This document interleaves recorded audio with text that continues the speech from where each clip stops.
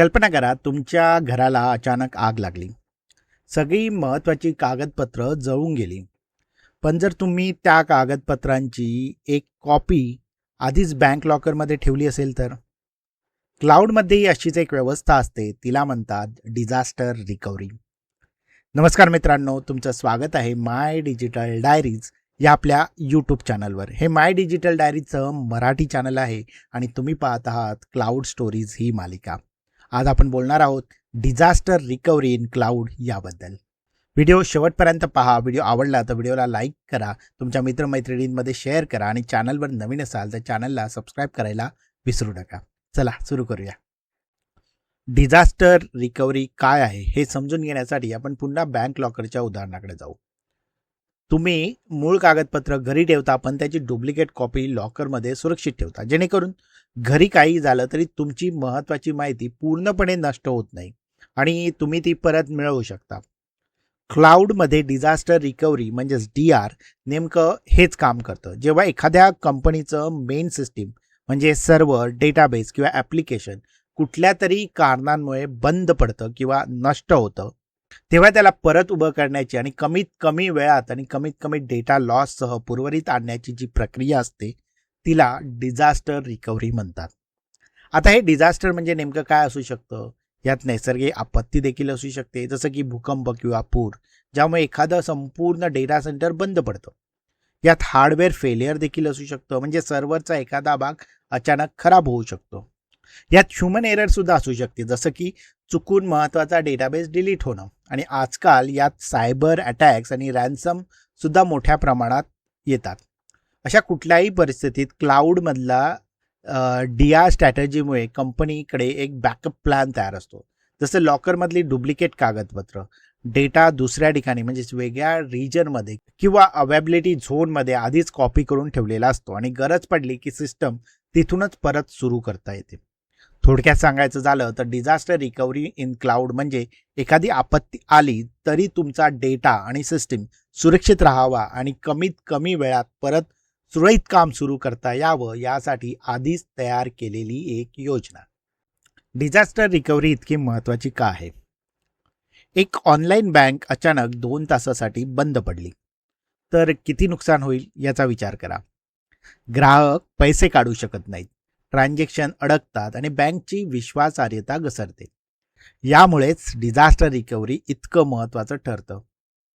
आजच्या काळात जवळजवळ प्रत्येक बिझनेस, मग ती बँक असो, ई-कॉमर्स कंपनी असो किंवा हॉस्पिटल असो, पूर्णपणे आपल्या डिजिटल सिस्टीमवर अवलंबून असते. जर हे सिस्टीम काही तासांसाठी जरी बंद पडलं तरी त्याचे परिणाम खूप मोठे होऊ शकतात. त्याचे काय परिणाम होऊ शकतात तर सगळ्यात आधी येतं फायनान्शियल लॉस. प्रत्येक मिनिटाला सिस्टम बंद असणे म्हणजे डायरेक्ट आर्थिक नुकसान. ऑनलाईन ट्रान्झॅक्शन अडकतात, ऑर्डर्स रद्द होतात आणि ग्राहक दुसरीकडे वळतात. त्यानंतर येतं रिप्युटेशन डॅमेज. जर एखादी बँक किंवा ई-कॉमर्स कंपनी वारंवार बंद पडत असेल तर ग्राहकांचा विश्वास कमी होतो आणि तो विश्वास परत मिळवणं खूप कठीण असतं. पुढे येतं कॉम्प्लियन्स आणि लीगल रिस्क. हेल्थकेअर किंवा बँकिंग सारख्या क्षेत्रामध्ये डेटा सुरक्षित आणि उपलब्ध ठेवणे हे कायद्याने बंधनकारक आहे.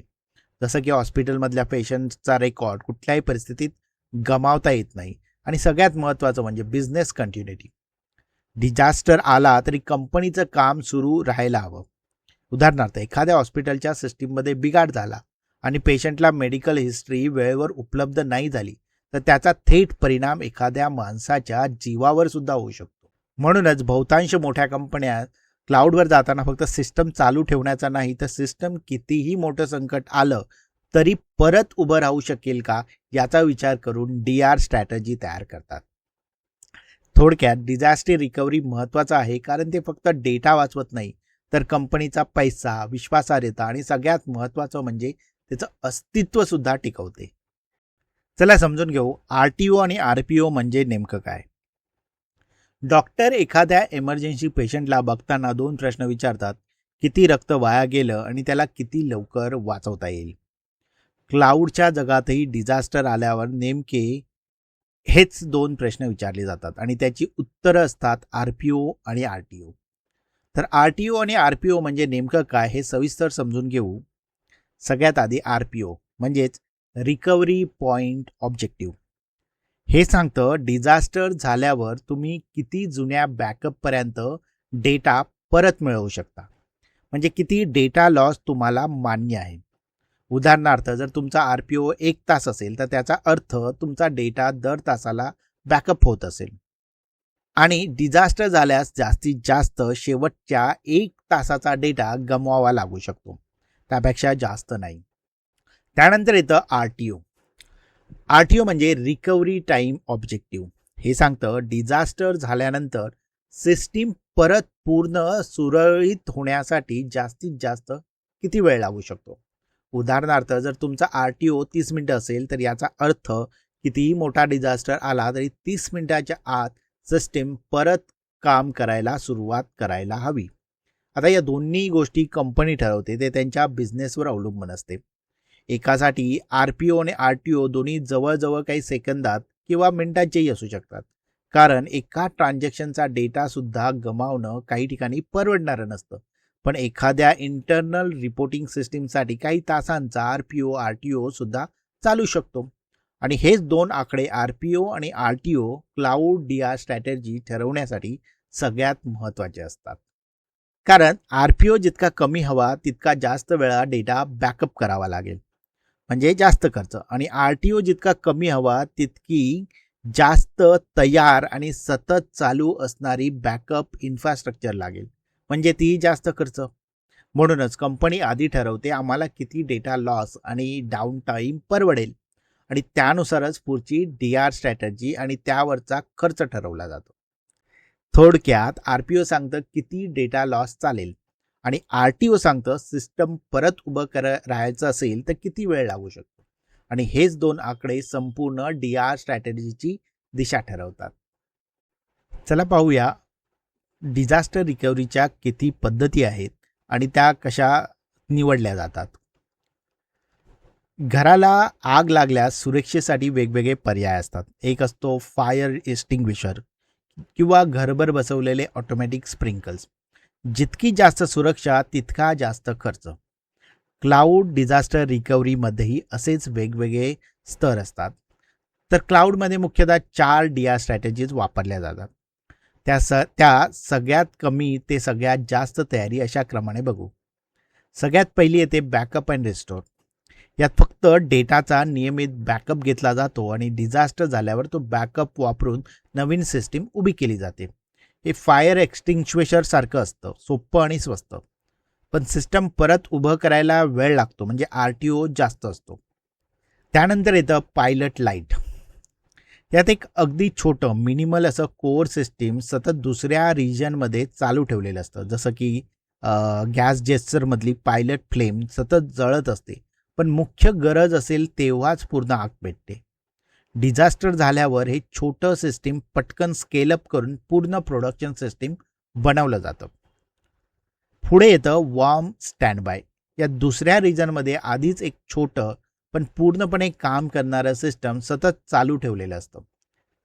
डिझास्टर झाल्या फक्त त्याचा साईज वाढवावा लागतो, म्हणजेच हे स्प्रिंकल सिस्टीम सारखं आहे.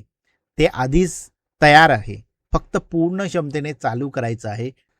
आणि सगळ्यात जास्त तयारी असलेली स्ट्रॅटेजी म्हणजे मल्टीसाईट ॲक्टिव्ह.